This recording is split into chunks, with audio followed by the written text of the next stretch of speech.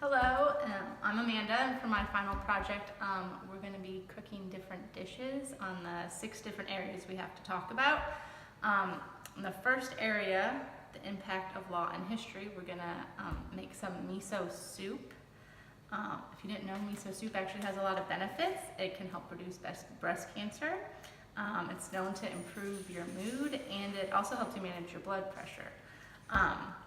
But miso soup's actually pretty easy to cook if you've never cooked it before. There's really only 4 ingredients in it: water, miso paste, which is actually made of soybeans, and green onions, and tofu.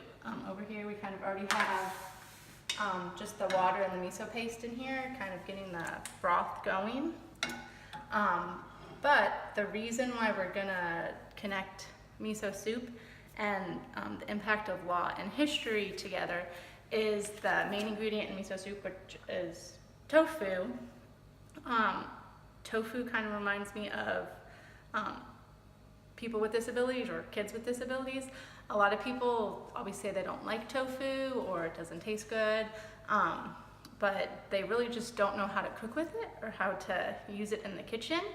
And I feel like throughout history, it seemed like the same type of thing happened with kids with disabilities. People maybe thought they were doing what was best, but they weren't really educated and they didn't know what to do with them. But as we're learning more about tofu and people start to use it more, and you see that more restaurants and then more ingredients online, or more recipes online and stuff, people are learning to like tofu more. It's kind of the same thing with kids with disabilities. As we learn more about these disabilities and how we can help these kids in ways that will actually benefit them, it's actually much more beneficial for them. But back to the miso soup. So we have our broth going. We'll put in some green onions, and then we'll put in our tofu.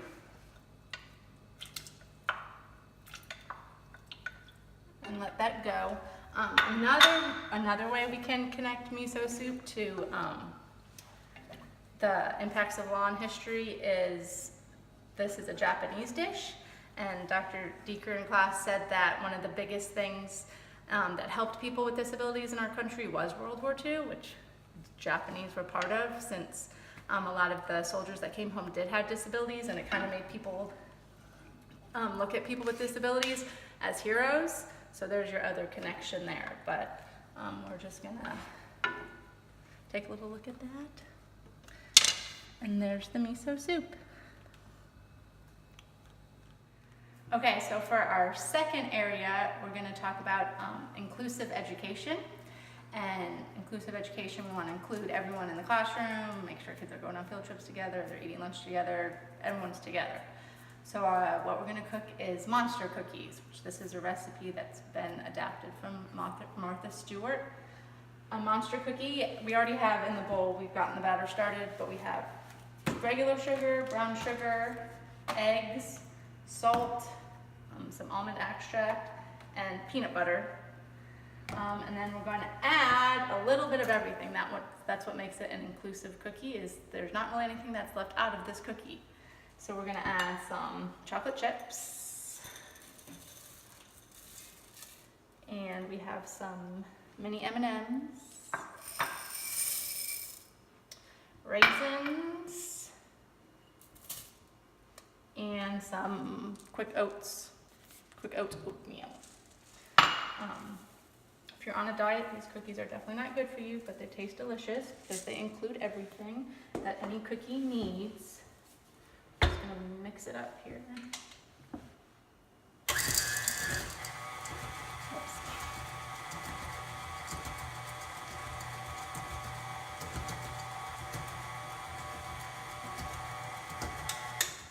All right, we'll put them on our pan.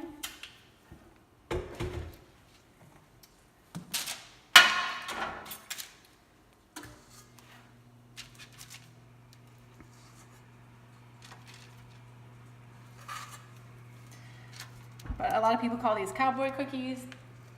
They just kind of reminded me of the topic of inclusion, because there really is not like having a chocolate chip cookie or an oatmeal cookie or a peanut butter cookie. You kind of just put them all together in one cookie, and if you've never had them, they are delicious. And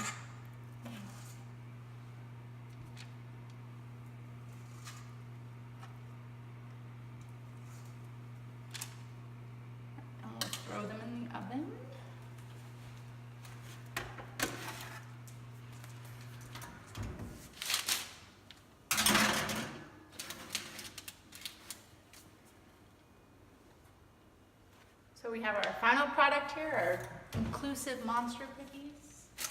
Take them out. Have a little bit of everything in them, just like we want in the classroom. It smells really good, even though I can't smell it. But take a cookie.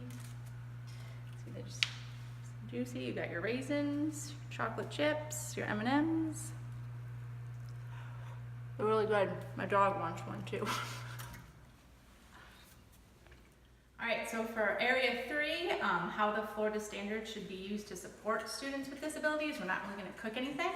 We're going to talk about orange juice. Can't talk about Florida standards without talking about oranges. I don't know if you've been to the grocery store recently, but there's about 100 different kinds of orange juices for you to choose from. I took a little clip for you.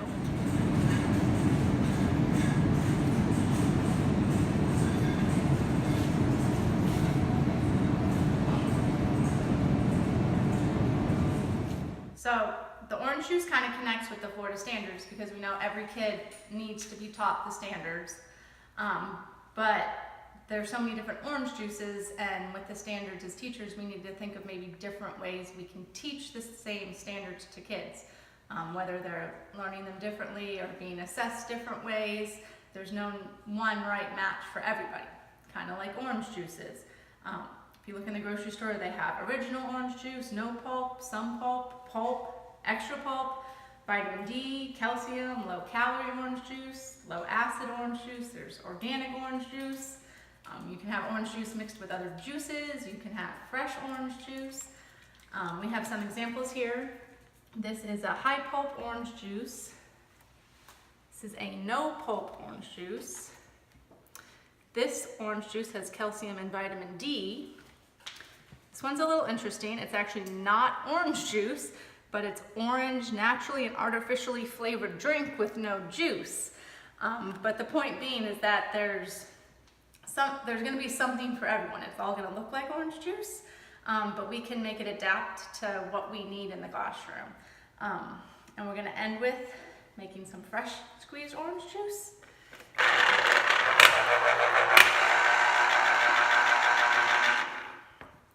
So this might be a good way, if you're talking about orange juice in the classroom, to get kids up and moving and doing something.